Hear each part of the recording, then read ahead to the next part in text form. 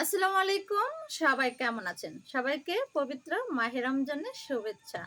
তো কে কে রোজা আছেন অবশ্যই কমেন্টে জানিয়ে যাবেন। অনেকদিন পর একটা রান্নার রেসিপি নিয়ে চলে আসলাম। তো আমি আজকে কি রান্না করব সেটাই আপনাদের দেখাচ্ছি, তো সঙ্গেই থাকুন। তো এই হচ্ছে সিম আর ফুলকপি, আর এই তো আমি টমেটো আর পেঁয়াজ কেটে নিয়েছি, আর রান্না হবে এই মাছ দিয়ে। তো আমি কড়াইটা দিয়ে দিচ্ছি, আর কড়াইয়ের ভিতরে তেল দেখতে পাচ্ছেন, ওটার ভিতরে মাছ ভাজা হয়েছে, এর জন্য একটু কালো হয়ে গেছে। তো আমি আরও একটু তেল দিয়ে নিলাম। তো তেলটা গরম হয়ে গেছে, আমি পেঁয়াজটা দিয়ে দিলাম।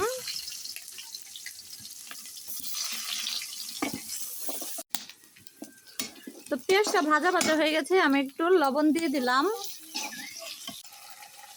এখন দিয়ে দিলাম আদা রসুন বাটা। এখন দিয়ে দিলাম মরিচের গুঁড়া, তারপর দিলাম হলুদ। তো মশলাটা কষানো হয়ে গেছে, এখন আমি কেটে রাখা সবজিগুলা দিয়ে দিব। সবজিগুলো এখন ভালোভাবে কষিয়ে নিব। এই তো সবজিটা ভালোভাবে কষিয়ে নিয়েছি, এখন দিয়ে দিব কেটে রাখা টমেটোগুলো।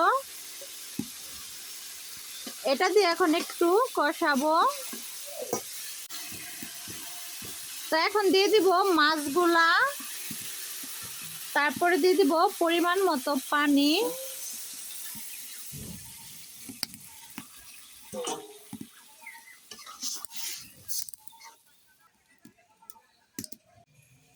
তো আমার হাতে দেখতে পাচ্ছেন সুন্দর ধনিয়া পাতা, এই ধনিয়া পাতাগুলো আমি এখন বেছে নিব তরকারির উপরে দেওয়ার জন্য।